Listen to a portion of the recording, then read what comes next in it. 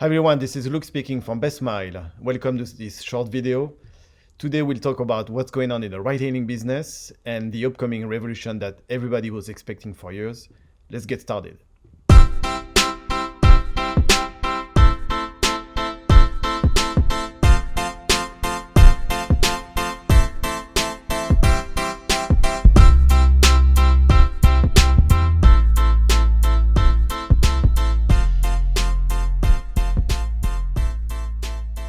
Not so well. Peer-to-peer ride-hailing businesses keep losing gigantic amounts of money. Just talking about Lyft alone, they lost $2.6 billion in 2019. So those rides are cheap compared to taxi, obviously, but every ride is subsidized by deep pockets of business investors. There is no secret there. The business model is to flood cities with vehicles so that a convenient ride is always at hand for the travelers. This is also called the unlimited supply. Obviously, this unoptimized strategy adds even more traffic to cities.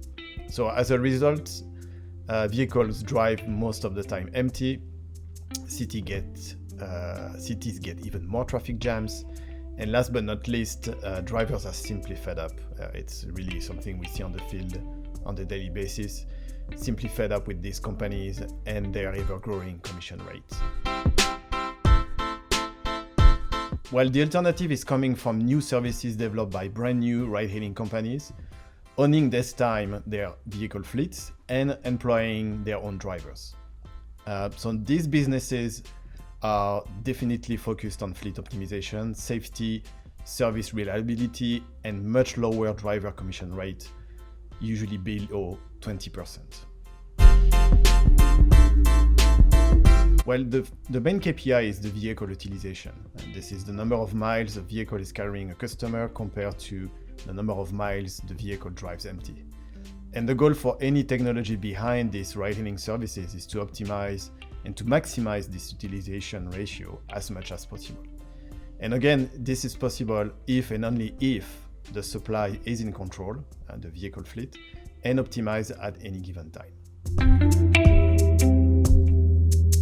It requires fleet orchestration. This is the technology to match ride requests with vehicles using real-time and historical demand and considering many variables from a fleet perspective. An orchestrated service is not just about getting someone from A to B, as you can imagine. Efficiency requires the consideration of where the next bookings are and will be in the future, fuel levels for the vehicles, shift time of drivers, weather forecast, and so on and so forth, you name it. Many parameters can influence the service itself. And this complexity grows exponentially with the size of the operation. Higher revenue per ride, better salary at the end of the month, less empty kilometers, chasing customers, and so at the end a better working life as well. It means providing accurate pickup times, shorter ride times, obviously, and low wait times. The idea at the end is to offer the best traveler experience and for the provider of the service to drive adoption up. For sure, the current situation slows down a lot of operations, and it's a risk for the big players, Uber, Lyft, and others, but much more an opportunity for the newcomers. They take the time to shift towards more efficient solutions. They adopt new technology, they know their market very well, and for sure those guys will be ready when the crisis is over.